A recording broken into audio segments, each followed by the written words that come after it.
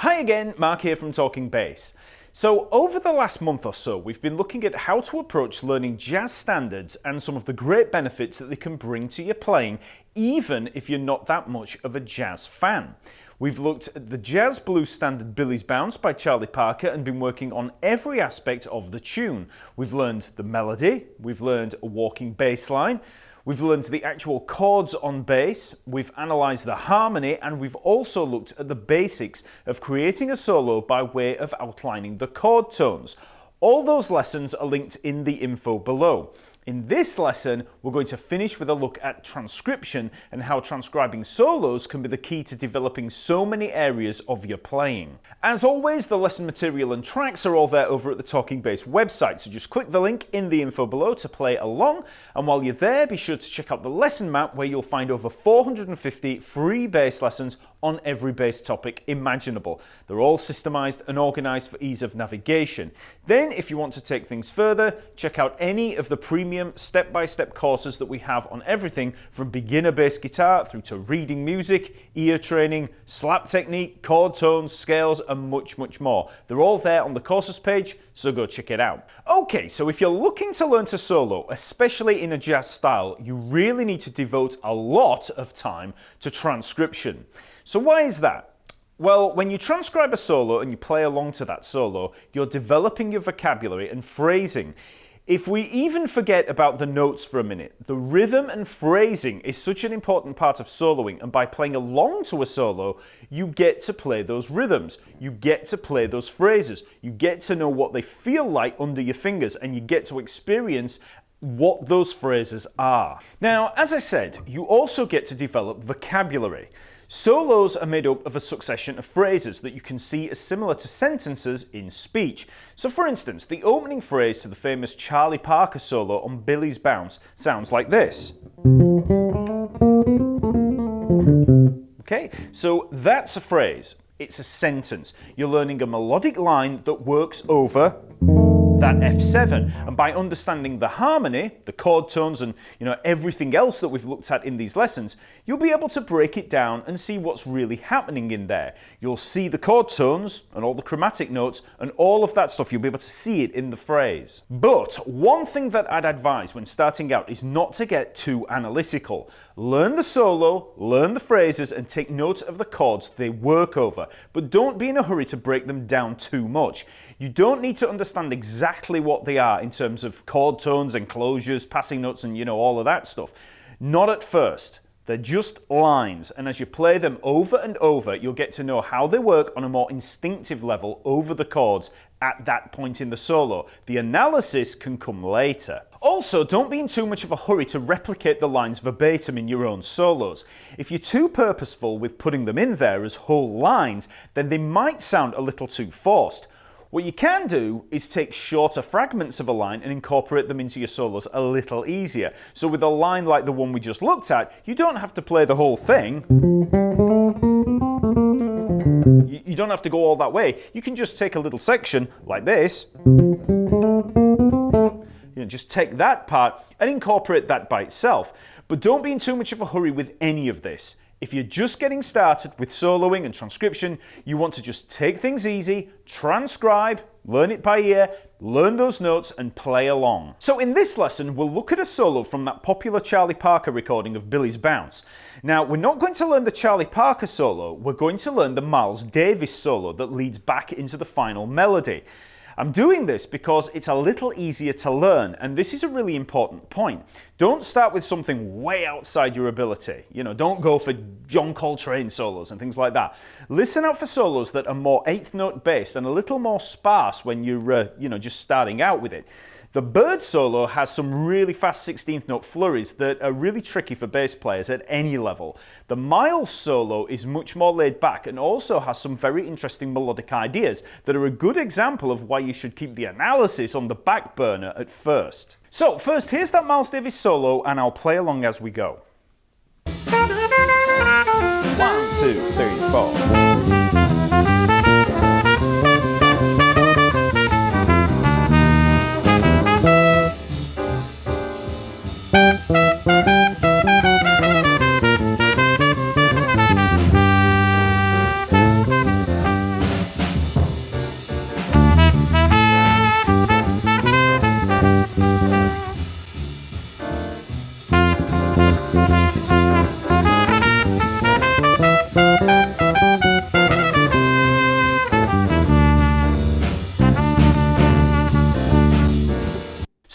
how should you go about learning that line? Well, first things first, you need to listen to it. Listen to it over and over and over again. This also goes for any transcription in any style. If you've already digested the notes from an oral standpoint, it'll make things a hell of a lot easier when it comes to working out those notes. The phrases will already be there in your mind, ready to work on before putting your fingers on the bass, so listen to it a lot. Then we get to the big debate on whether you should slow it down or not. Now, I'm on the fence with this. For a lot of transcription, I aim to do it at full speed. Now, granted, I'll stop and start the recording over and over again. And, as a kid, I'd do this with tapes, and anyone from that time will know what I'm talking about when I mention those start-stop button chops. You'll be on click, click, click, click. I had no way of slowing things down back then, and it was just a case of playing a phrase over and over again, and sometimes even just a few notes. Click, click. Click, click, just so you can hear them in isolation. Now, in more modern times, it's so easy to slow things down and work them out note by note at half speed. And that's sometimes a huge help if you're learning a really tough 16th note line at high speed. But from a learning perspective, I still think you should at least try to get them at full speed. It's way better for your ear. Now, I have provided my transcription of the Miles solo here, and I've even put tab in there. And, you can go ahead and use it, but I recommend avoiding other people's transcriptions as much as possible. You really can't beat doing them yourself. Now, there's the obvious advantages in terms of ear training, but I have to say there's also a big difference in how you digest the solo when you learn it by ear. It just seems to stay with you better, and you take a lot more of the extra elements into consideration when you're learning it like that. When you read a solo, especially with tab, it's all laid out for you. You just, you learn the notes. But when you go through the whole transcription process yourself, working it out over a long period of time by ear, the benefits are massive. So, you've listened to that solo over and over again. Now what? Well, next you can try working out the solo on your bass. And bear in mind that this is a hell of a lot easier if you already have a knowledge of the chord progression and general harmony. So, I'll first of all listen to the first phrase. So, there if we start.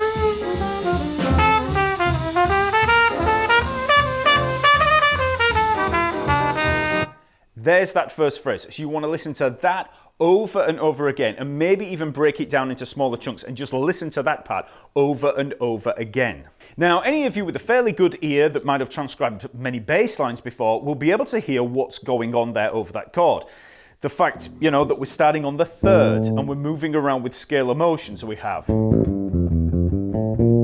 Okay, so that maybe just those notes to begin with. I mean, at the very least, you just want to aim for the first note. So when you hear it, just try and work out that note. Once you get the starting note, it's a lot easier, especially if it's scalar motion, to actually just work up and down the scale. And if you've got a knowledge of scales and arpeggios and all those kind of things, you know that, you're over an F7, that it's going to be some kind of F7 chord tones, maybe an F mixolydian. You know that if you're on that third and you can hear it's coming down by scale, you know what's going on there. Now, you might be asking yourself, which area of the bass am I supposed to be learning this line on? And this can all depend on the instrument that you're transcribing. This is a trumpet solo, and by listening through the solo a few times, I've already figured out where the lowest and highest notes are going to be. So if you work those out, you can see that the highest note is you can hear that the highest note is going to be a G, and we're going to go roughly around this D, we're going to work down there. So, I mean, you could learn it up here, but only if you've got a 24 fret bass, because you're going to be hitting the G up there. If you don't have 24 frets, then that G is going to be your top note, that low D is going to be here or here. So you can pretty much learn the whole solo in this area, from the 7th fret to the 12th fret. That's where we're going to be learning it. So, you get that first note, you start working through that first phrase, and then you just continue in the same fashion, working through the notes one at a time. Now, I won't waste time working through every note here because it's going to take forever. Instead, what we'll do is play each phrase in turn, and I'll give you a brief summation of each one as I go. So, for the whole first phrase, we've got the following.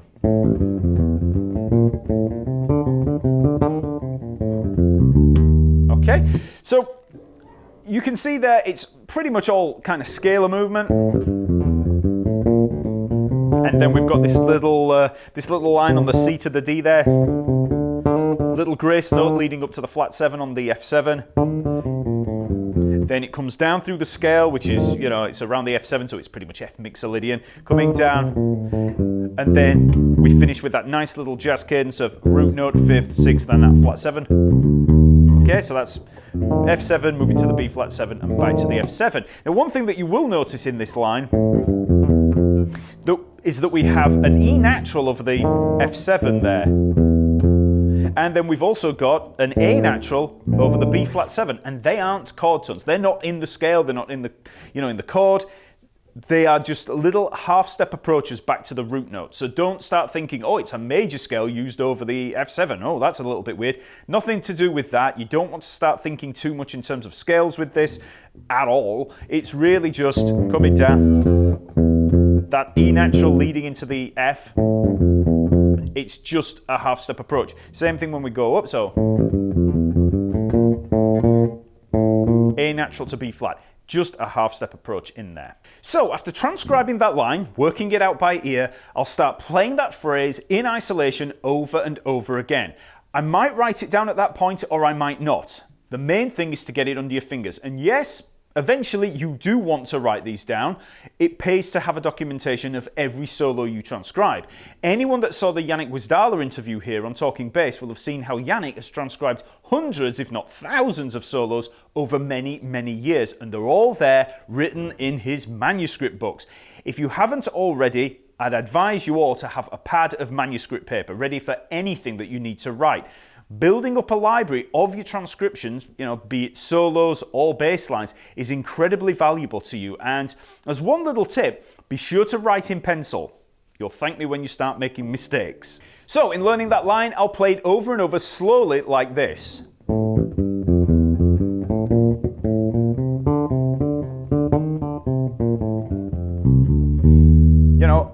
I've learned it obviously, but you might make mistakes. Just don't worry about tracks, don't worry about metronomes, don't worry about any of that stuff at first. You just need to get them under your fingers, okay? So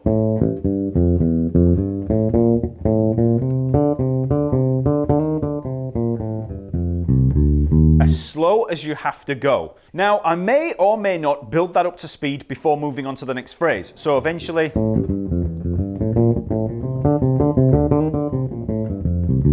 I might work it up to that speed. It's not that important, but you at least want to get it under your fingers so you know the notes, you know the line. For the next phrase, we have this line over the B flat 7. Now this one is a weird one, and it's a great example of why you shouldn't focus on the analysis while transcribing. Those notes of G sharp and E are pretty much outlining an E major triad over that B flat 7. Now you could see that as a tritone substitution of E7, over the B flat 7. Or you could relate it back to the chord of B flat and maybe see it as implying B flat 7 sharp 11 or flat 5. Either way, that's not too important. It's just a phrase. You learn those notes and hear how they sound over that chord, how that combination of notes sound over that chord. That line over a B flat 7 in an F jazz blues sounds like that. That's the most important thing. The analysis is secondary. You want to digest the sound and the notes. Next, we move on to a longer phrase that sounds like this.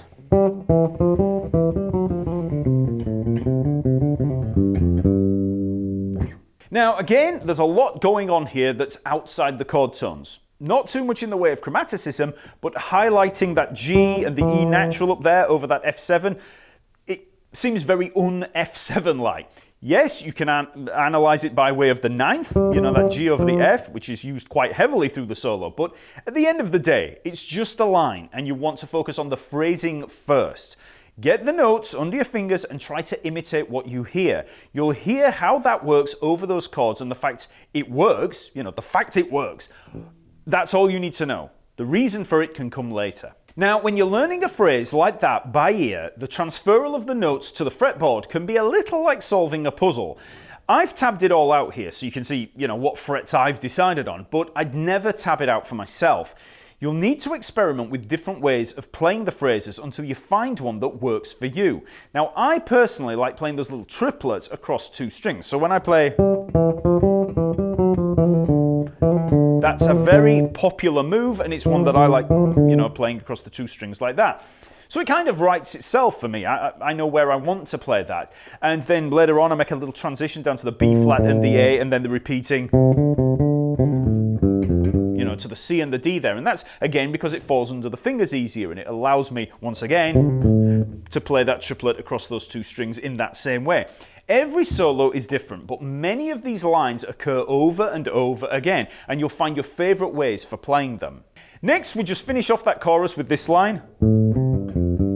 Again, a simple line that's pretty much working around the tonic of F and finishing on that ninth for the remainder of the turnaround. So that finishes off that first chorus. So before you even move on to the next one, you want to have got that all down under your fingers and maybe worked it all up to speed, putting those phrases together. Work on the phrases in isolation. Start out with that first one.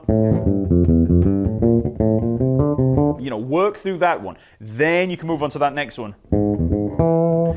Add that one, start building it up. Then work on the next one in isolation.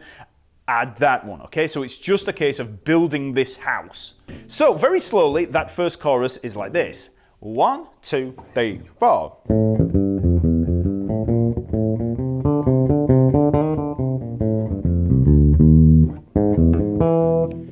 1, 2, 3, 4.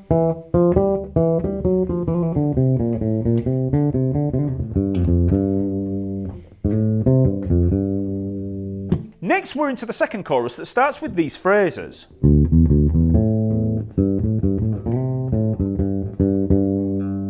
Now again, don't worry about the analysis. That first line is made up of an odd set of notes over that F7. Don't worry about it. Maybe acknowledge that the intervals there, you've got the sixth in there over the F7, you've got the major seventh and then the major third for that third. But again, it's just a line, and it's a line that works in conjunction with the next phrase. Okay? Don't worry about it. Think more about the phrasing itself, and maybe even that when we get to that we're actually going to be sliding into it. Okay? So there's that little grace note leading in. So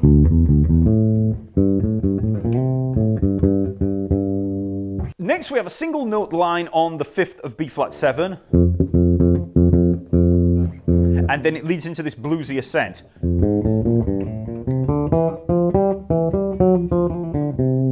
So that's almost identical to the line that we played in the first chorus, but we just have a different start. So, okay, so we've got that little bluesy line in there, coming up the scale there.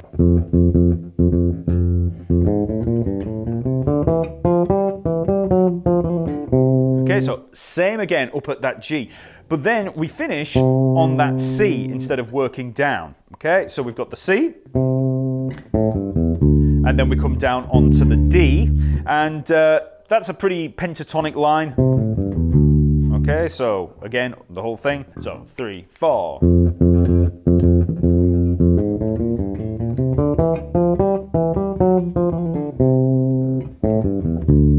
And then we finish up with. So again, we're hanging around on that D there. That's actually the, well, you can see it as the 9th when it's over the C7, and then it's the 6th or the 13th when we're on the F7. So again, very unchord tony from a triad or 7th chord perspective, but these are those flavor notes, and Miles is using them for that reason pretty much. It's just, a part of the style there. So again, if you're going to be just learning about chord tones and about how to, put chord tones together, with a lot of the exercises that we looked at and, in the last lesson, when you get into transcription, a lot of that goes out of the window because you start seeing a lot of other things in there that aren't necessarily going to be like outlining the chord tones. You've just got these phrases that are making use of certain flavors in there, or just lines, just lines that might be used over a bunch of different chords. There might be lines that work over a dominant 7 and a major 7 and a minor 7, and they move them around over different things. So again, like I said, you're just learning these lines and seeing how, that they work over those particular chords, and you're hearing how they sound over those chords. So that's the whole solo, and like I said, you really want to be learning that solo by ear. Don't just rely on my transcription. I've worked through it as an example, but I'd recommend you trying it yourself and then, comparing with what I actually did. So once you have that solo learned and written out in your new transcription log, you can start playing it round and round and round, assimilating all of that into your kind of musical mind, and vocabulary. The ideal way is to play along to the original, matching the dynamics and feel as much as possible, but you can also try playing it away from there to backing tracks if you want to. It's better to play to the original, but if you want to build up speed slowly, and hearing how it sounds. And I've provided 3 backing tracks at different speeds on the website. So we have 120 beats per minute, 140, and 160. So first of all, let's have a listen to that solo at 120 beats per minute.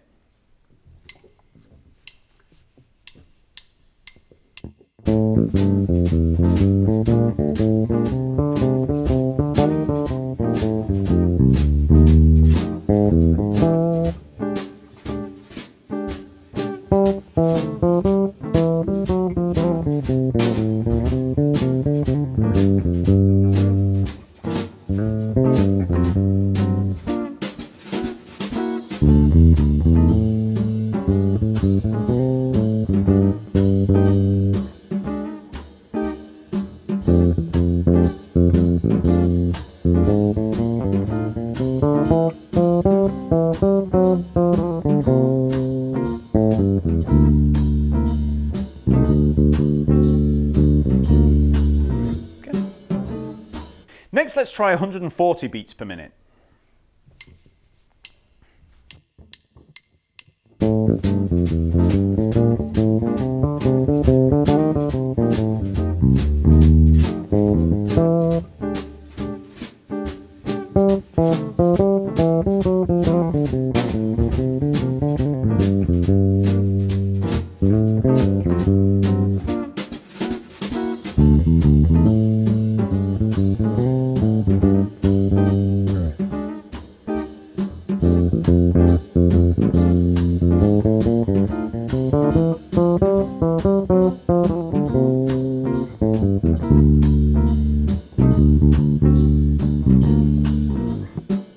And finally, let's try 160 beats per minute.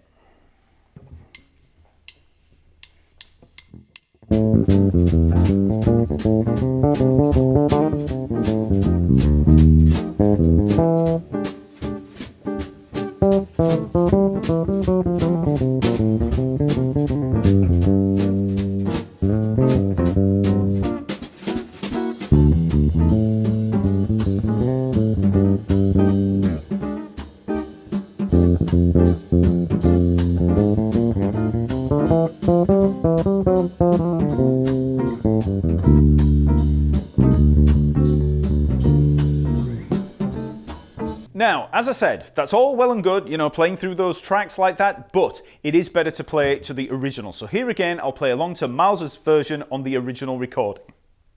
1, 2, 3,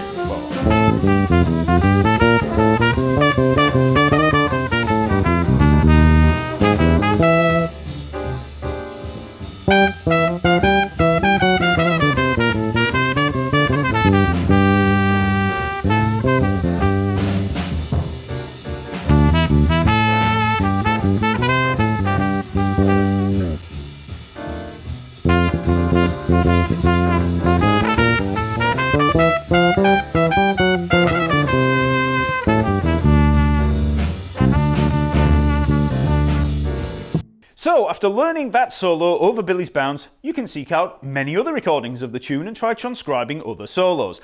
There are popular versions by Dexter Gordon, Wes Montgomery, George Benson, Red Garland, and many, many more. Then you can try learning solos from other jazz blues standards, and over time you'll start to get more of a feel for the phrasing of the lines, and you'll start to develop an inner ear for the kind of lines that you want to play as you hear those chords go by.